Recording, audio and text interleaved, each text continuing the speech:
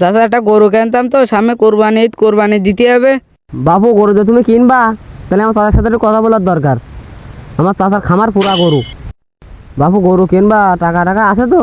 আরে বাবু গাড়ি ভরা টাকা মালদার বাড়ি পাইছি মনে হয়, একটা ধান্দা করে 2-3 হাজার টাকা নেওয়া যাবে না?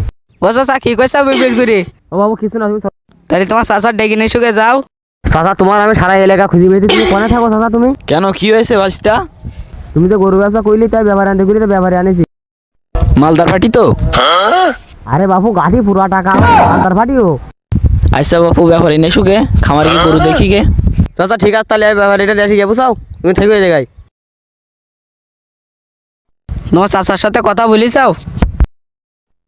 হ্যাঁ কথা বলে আসলাম, তাহলে চলো খামারের দিক যাই, গরু দেখি গে। চাচা তাহলে চলো যাই খামারের দিক।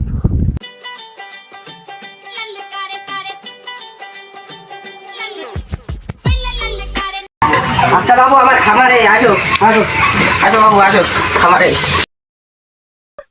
আরে বাপু ইয়া তো মার খামারও গরু, এ তোমার নিলে লস হবে না রে? তাহলে ঠিক আছে চাচা। আরে বাপু, এ গরু নিলি তোমার লস নাই, লাভ আছে।